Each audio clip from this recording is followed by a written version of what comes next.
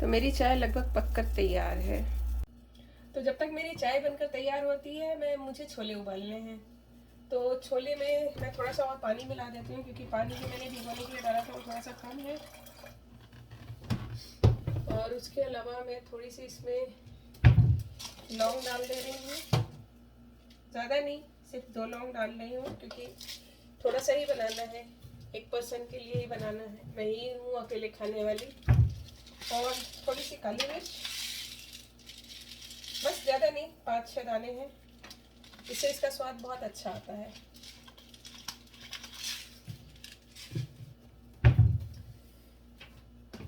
इसके अलावा थोड़ा सा नमक डाल देती हूँ।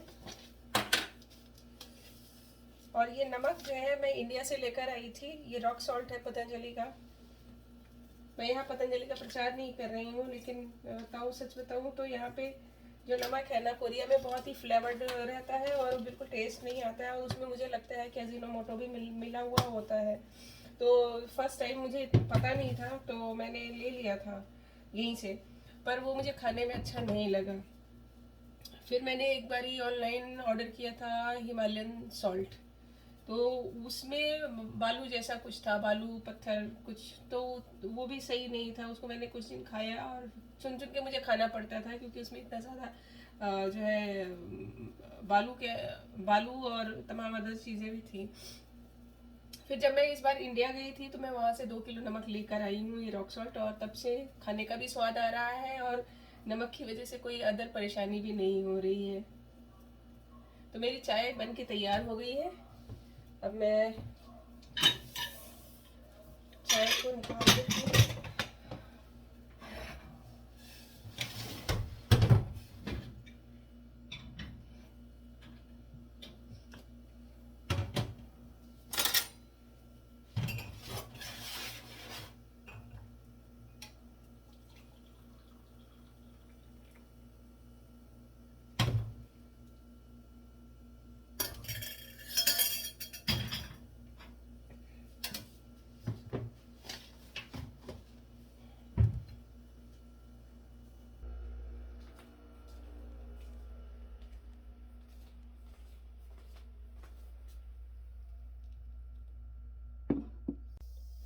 तो ये रहा आज का मेरा नाश्ता।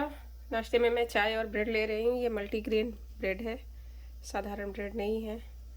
और लंच में मैं छोले और भटूरे बना रही हूँ। तो अब मैं नहा चुकी हूँ और अब मैं अपने लंच की तैयारी करती हूँ। लंच में मैं आज बना रही हूँ छोले, चावल और भटूरे।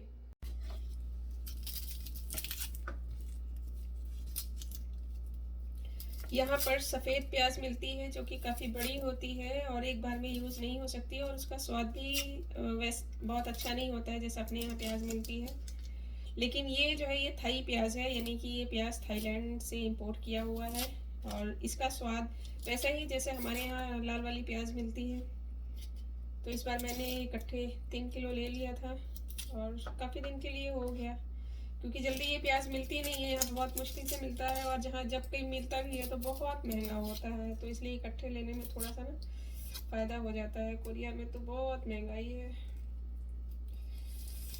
और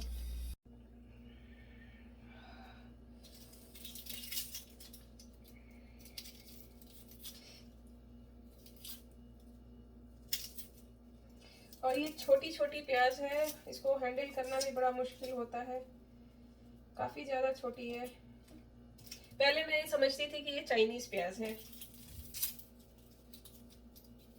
तो यहाँ आने के बाद बहुत सारी चीज़ों के बारे में पता चला, जिसको हम चाइनीज़ समझते थे एक्चुअली वो चाइना का नहीं है बल्कि थाईलैंड का है। तो थाईलैंड से काफ़ी सामान यहाँ पे इंपोर्ट होता है, जैसे कि प्याज है, चावल भी थाईलैंड से आता है, और थाई मैंगो भी यहाँ पे काफ़ी फेमस है।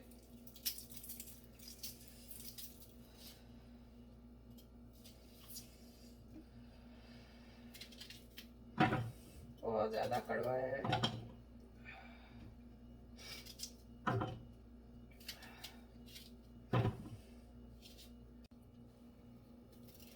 थोड़ी सी अदरक ले लेती हूँ।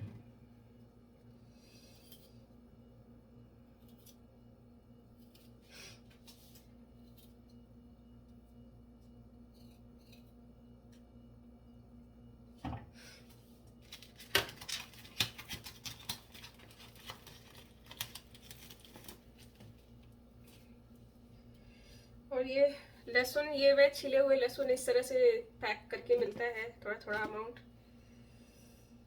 और लहसुन वैसे भी मिलते हैं नॉर्मल, बट छिले और पिसे हुए भी मिलते हैं, तो अपने अपने कंफर्ट के हिसाब से लोग ले लेते हैं। मैं कभी पिसी वाली ले लेती हूँ, कभी सिर्फ छिली वाली ले लेती हूँ। तो ये प्याज, लहसुन और क्या है, मिर्च, इसको मैं क्रश कर लेती हूँ। तो ये प्याज और लहसुन सब चॉप हो चुका है। इसके बाद मैं टमाटर को पीस लेती हूँ।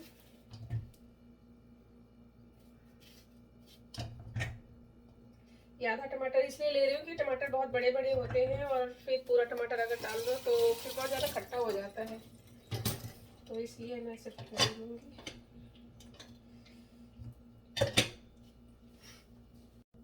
तो एक छोटी सी आलू भी डाल दे रही हूँ इसमें, क्योंकि मेरा आलू डाल के खाने का मन कर रहा है छोले में।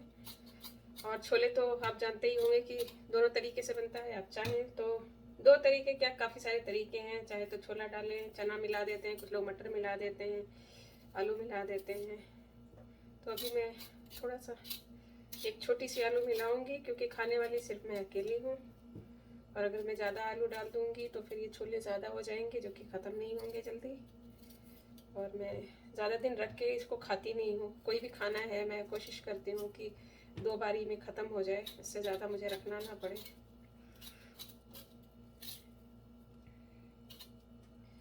क्योंकि फिर स्वाद भी नहीं आता, और हेल्थ की भी चिंता लगी रहती है कि अगर ज़्यादा बासी खाना खा लिया तो कहीं नुकसान ना कर जाए।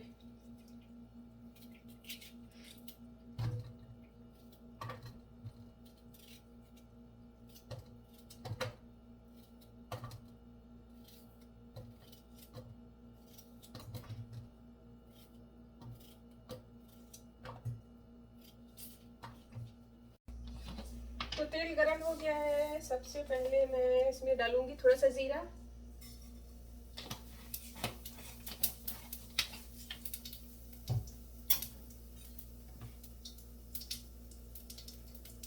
उसके बाद प्याज,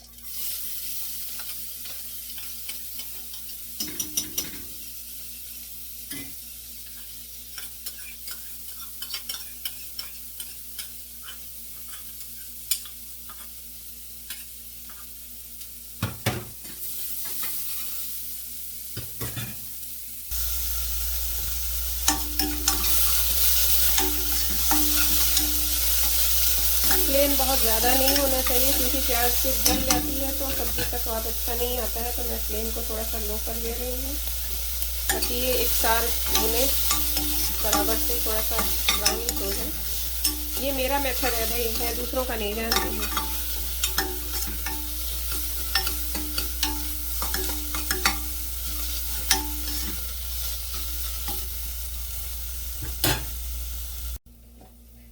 अब इसमें डालना है थोड़ा सा छोला मसाला,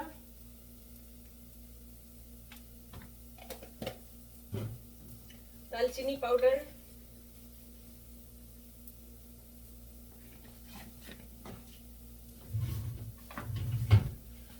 हींग,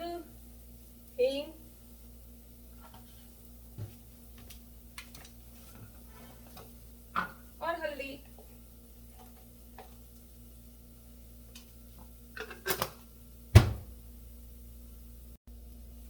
और मिक्स कर देना है।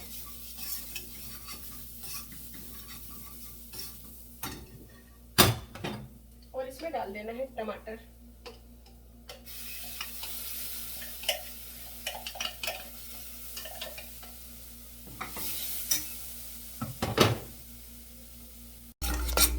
सभी सारी चीज़ें मैंने मिला दी हैं, और अब तब तक इसको मिक्स करना है जब तक ये तेल ना छोड़ दे। जब तेल छोड़ देगा तो हम इसमें छोले मिला देंगे, आलू मिला देंगे, और नमक तो हम पहले ही डाल चुके हैं। और उसके बाद बस 2-3 सीटी और हमारे छोले। तो छोले मैंने गैस पे रख दिए हैं। जब तक छोले पक रहे हैं हम ये भटूरे का आटा तैयार कर लेते हैं। ये मैंने आटा ले लिया है, और इसमें मिलाएंगे थोड़ा सा दही, क्योंकि आटा थोड़ा सा ही है, सिंगल पर्सन के लिए मैं बना रही हूँ, यानी कि अपने लिए बना रही हूँ। इसमें दही भी मैं बहुत थोड़ा सा डालूंगी।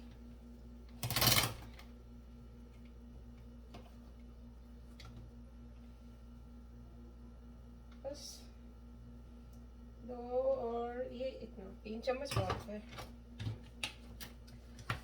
बहुत सारे लोग इसको रात भर भिगो के भी रखते हैं या कई घंटों के लिए भिगो के रखते हैं, पर मैं थोड़ी देर के लिए, बस थोड़ी देर मतलब 15-20 मिनट या आधे घंटे भिगो के रखती हूँ। और उसके बाद इसको मैं भटूरे बना लेती हूँ। काफ़ी अच्छे बनते हैं, सॉफ्ट रहते हैं।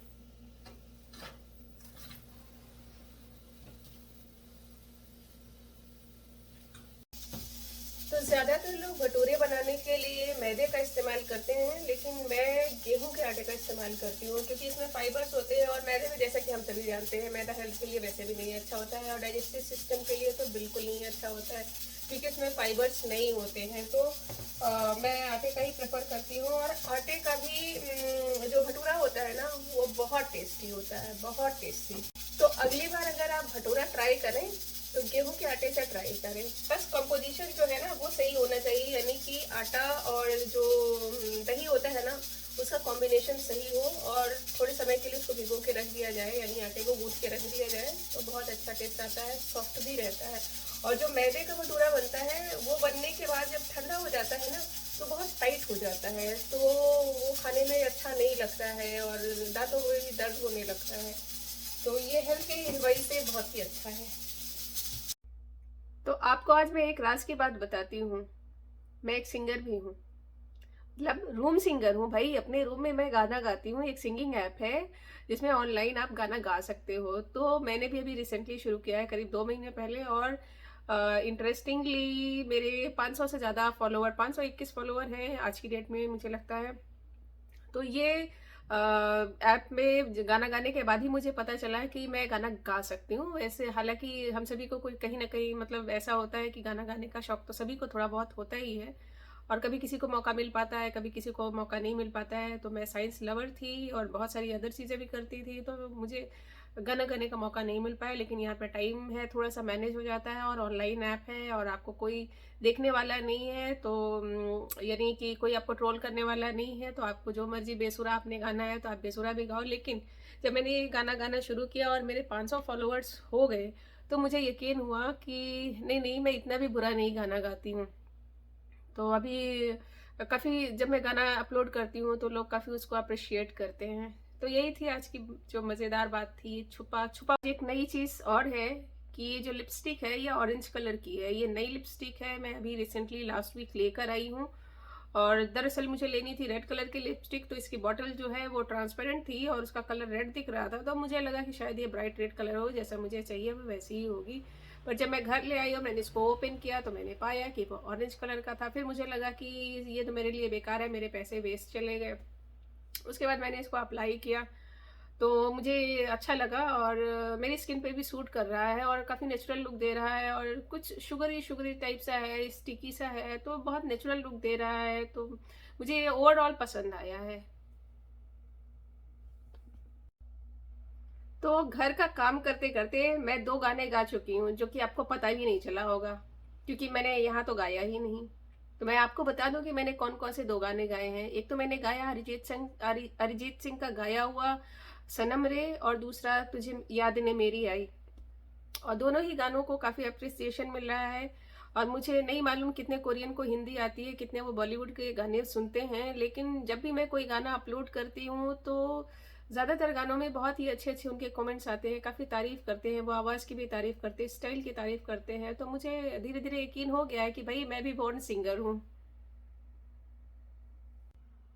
और कल रात को मैंने कुछ फेस मास्क शीट ऑर्डर किए थे ऑनलाइन, क्योंकि मेरे एक जानने वाले इंडिया जा रहे हैं नेक्स्ट वीक। तो मैंने सोचा कि मैं ये कुछ प्रोडक्ट्स को घर पे भेज दूँ। मेरी बेटी ने मुझे मंगाए थे, तो बस मैंने उसके लिए ऑर्डर कर दिया था, और वो सुबह आज ही मुझे रिसीव हुआ है, और मैं आपको दिखाती हूँ कि उसमें क्या क्या है। तो ये 2 पैक्स हैं।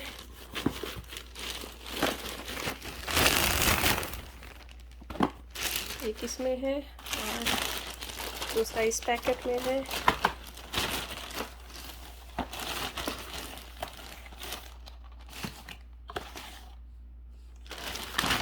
और भी कुछ है इसमें। अच्छा, तो ये बहुत अच्छा ब्रांड है यहाँ का, इनिसफ्री कोरिया का। इसके प्रोडक्ट्स बहुत अच्छे होते हैं। और उन्होंने क्या दिया है, ये उन्होंने एक कैरी बैग भी दे दिया है इसके साथ फ्री। और ये 20 शीट्स हैं और अलग अलग इसमें इंग्रेडिएंट्स हैं। उसके अलावा ये दूसरी कंपनी का है शायद।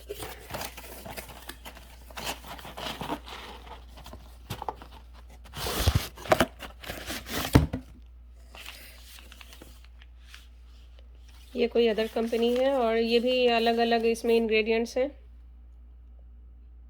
यूनिल करके है ये कुछ। ये 24 है और ये 20 शीट्स हैं। तो पानी भर के रख लेती हूँ क्योंकि पानी ख़त्म हो गया है और मैं टैप वाटर पीती नहीं हूँ क्योंकि इसमें कुछ केमिकल का स्मेल आता रहता है। तो इसलिए मैंने ये फ़िल्टर लिया हुआ है जिसमें करीब 1.5-2 लीटर पानी आ जाता है। एक बारी भर के रख दो और एक दिन आराम से चल जाता है। और मैं खाना भी इसी से बनाती हूँ। तो मेरा लंच बनकर तैयार हो गया है, चावल, छोले और भटूरे। तो मुझे बहुत ज़ोर की भूख लगी है तो मैं तो खाने